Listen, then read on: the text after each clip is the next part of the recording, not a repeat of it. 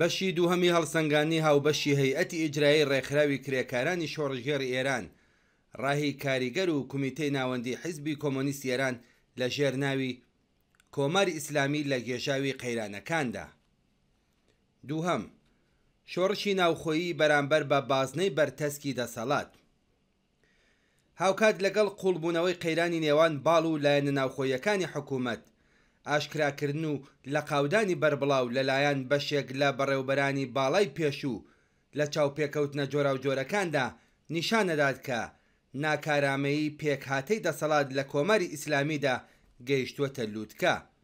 هەموو ئەم ئاشکراکردن و دامپێدانانە ئەو ڕاستیە ئاشکرا دەکات کە پێکهاتەی دەسەڵاتی کۆماری ئیسلامی لەسەر بنەمای ڕێسای ویلایەتی فەقیه دیکتاتۆریەتێکی جێکەوتوو بە تەواومانایە کە پێکهاتەکانی هەڵبژاردن تەنیا قەڵغانی ئەم دەسەڵاتە نیمچە ئیلاهیەن.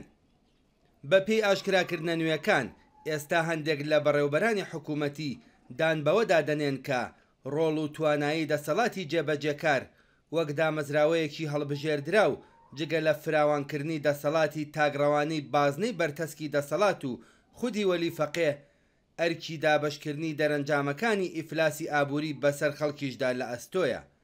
ئەو سیاسەتە نێۆلیبرالیە ئاشکرایانەی کە لەلایەن دەوڵەتە جۆرا و جۆرەکانی کۆماری ئیسلامیەوە بەڕێوە چووە، نەک هەر تەواوی ئەو 21 مادە دەستوریەی کە باز لە مافی خەڵک دەکەن بێکاریگەر کردووە، بەڵکو بەهۆی کاڵاکردنی لە ڕادەبەدەری هەموو بوارەکانی ژیان لەوانە پەروەردە، بێهداشت و دەرمان، خانوبەرە، ئاوەکانی ژێرزەوی، کانەکان، دارستان، بەشی گواستنەوە و بیمەکان و هەروەها بە بەرەو پێشبردننی سیاسەتی هەڵاوسانی ڕێکخرا و بەردەوام هەموو دار و نەداری خەڵکیان تاڵان کردووە.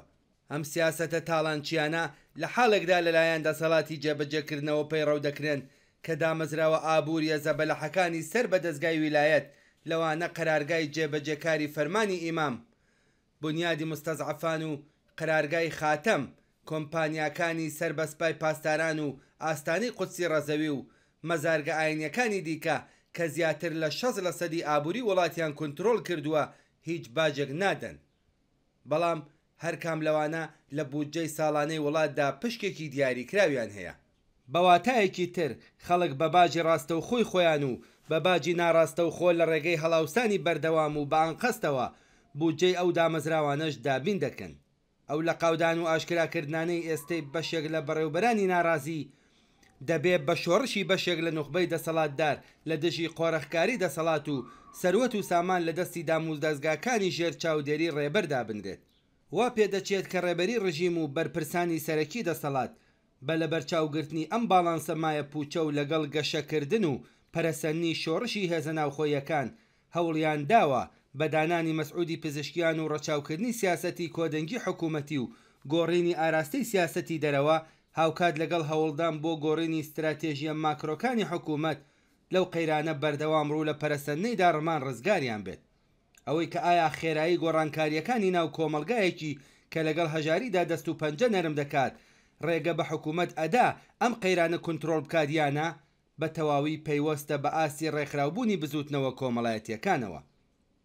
سێهەم، قوڵبوونەوەی کەلێنی نێوان بەرپرسانی باڵا لەسەر بەستێنی قەیرانی دەسەڵاتدارەتی. بازنەی بەرتەسکی دەسەڵاتی دەوروبەری خودی وەلی فەقێه تەنیا لەلایەن میانەڕە و ڕیفۆرمخوازان و ناڕازیانی دژ بە دەسەڵاتی دام و دەستگاکانی ڕێبەریەوە لە ژێر گوشاردا نییە، بەڵکو لەلایەن هێزە زەربەتیەکانی نیزامەوە واتە باڵی هەرە وەحشیتر و فاشیستری حکوومەتیشەوە کەوتووەتە ژێر گوشارەوە. ئەم دەستە و تاقمانە بە چڕکردنەوەی هێرشەکانیان لە دژی نزیکترین کەسانی سەر بە بازنەی بەرتەسکی دەسەڵات هەوڵەدەن پێگەی لە دەستچووی خۆیان بەدەست بهێننەوە.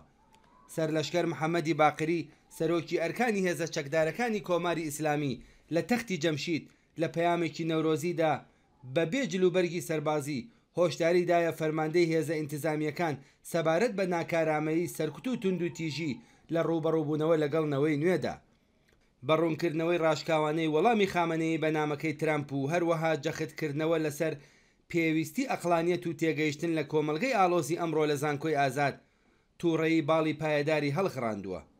ئەوان ئەم تووڕەیەی خۆیان بە هێرشەکانیان بۆ سەر ناوبراو لە ماڵپەڕی ڕەجانیوز و تۆڕە کۆمەڵایەتیەکاندا نیشان داوە. ئاشکرایە کە هێرشکردنە سەر بەرپرسێکی سەربازی لەو شێوەیە لە سیستمی کۆماری ئیسلامیدا بەبێ پشتیوانیەکی بەهێزی ئەمنیەتی ممکن نییە. دەوترێت کە ناوبراو لە زمرەی ئەو فەرماندەیانەیە کە سیاسەتەکانی شەخصی خامنەیی بەبێ ئەملاو ئەولاد جێبەجێ دەکات. هەروەها پێشوازی گەرم و دیداری ناوبراو لەگەڵ خالید بن سەلمان کوڕی پاشا و وەزیری بەرگری سعودیەش بەدڵی باڵی توندڕەوی ناو ڕژیم نەبووە. هەمان ئەو باڵی کە غوڵام ڕەزا قاسمیان یەکێک لە ئاخوندەکانی سربەخۆیان بە بڵاوکردنەوەی گرتە ڤیدیۆیەک لە مەککەوە مەککە و مەدینەی بە سەیرانگایەکی مۆدۆرن و نوێ ناوبرد کە جێگەی شارە گەشتیارەکانی تورکیایان گرتووەتەوە. ناوبراو دوای بڵاوبوونەوەی ئەو ڤیدیۆیە لەلایەن پۆلیسی سعودیەوە دەستگیر و دواتر دەرکرا. پێدەچێت ئاراستەکارانی نوێی دەسەڵات لە سیاسەتی دەرەوە و قبولکردنی بە پارێز و لە سەرخۆی پێشڕەویەکانی خەڵک لە بوارە مەدەنیەکاندا باڵی وەحشی و فاشیستری ناو دەسەڵاتی نیگەران کردبێت. ئەم لایەنە کە بۆ ماوەی 8 ساڵ لە سەردەمی ئەحمەدی نژاد و 3 ساڵ لە سەردەمی ئیبراهیمی ڕەیسیدا بەڕێوبەرایەتی وڵاتی بەدەستەوە بوو، سەردەمێک دڵخوازی ڕێبەری ڕژیم بوو و بەهێزی زربەتی ناوبراو هەژمار دەکرا. ئەم باڵە فاشیسترەی ڕژیم کاریگەریەکی بەهێزی لەسەر بەشی ڕاگەیاندنی ئێران هەیە. هەروەها بەزاڵبوون بەسەر بنیادی مستەزعەفان ستادی جێبەجێکاری فەرمانی ئیمام و بەڕێوەبردنی ئابووری ئاستانی قودس بۆتە خاوەن ئامرازێکی ئابووری و سامانێکی زۆر و زەوەند. بەم دەسەڵاتە ئابووری و ئەمنی و میدیایە یان بەواتایەکی دیکە بە پارە و چەک و میدیا ڕەخنەکانیان لە سەرۆک ئەرکانی هێزە چەکدارەکان مانایەکی تایبەت وەرەگرێت. دژایەتی ئەم بەشە لەگەڵ کۆدەنگی حکوومەت ئاماژەیە بۆ ڕوانگەیەکی کە دەیهەوێت دژایەتی خۆی بەرامبەر بە گۆڕینی ئاراستەی ڕێبەری ڕژیم نیشان بدە. دەرکەوتنی ئەم ناکۆکیانە نیشانەیەکی ئاشکرایە لە پەرەسەندنی گرژی و دووبەرەکی و ناکۆکی نێوان بەشێک لە هێزە سەربازی و ئەمنیەتی و ئینتیزامیەکانی ڕژیم. دیارە کە بەبێ پاڵپشتی بەهێزی بەشێک لە هێزەکانی سپا و بەرپرسە ئەمنی و ئینتیزامیەکان هێرشێکی توندی لەو شێوەیە بۆ سەر سەرۆکی ئەرکانی هێزە چەکدارەکان ئیمکانی نەدەبوو. بەڵام لە ڕوانگەی بزوتنەوەی جەماوەریەوە پەرەسەندنی ناکۆکی و کەلێنێکی لەم شێوەیە لە نێوان هێزە سەربازی و ئەمنیەکاندا هەم نیشانەی گوشاری قورسی بزوتنەوەی جەماوەریە بۆ سەر پایەکانی دەسەڵاتی ئیسلامی و هەم دەتوانێت زەمینە بۆ بەرەو پێشچوونی بزوتنەوەی شۆڕژگەڕانەی دەماوەڕ خۆشتر بکات. بەواتایەکی تر ئەگەر کەلێن و ناکۆکیەکانی ناو ئەو بەشە واقعی بێت و پەرەپسێنێت، هێزی دەستگای سەرکوتگەری ڕژیم تا ڕادەیەک کەم دەبێتەوە. ئاوا دۆخێک لە هەلومەرجی شەڕی بەشێنەی و هەنگاو بە هەنگاوی نێوان خەڵک و دەسەڵات و پشت بەستنێکی بنەڕەتی بە بزوتنەوەی داواکاری تەوەر و نافەرمانی مەدەنی دەتوانێت ئەگەر و ئیمکانی گەشەکردن و پەرەسەندنی بزوتنەوە جەماوەریەکان گەلێک زیاتر بکات.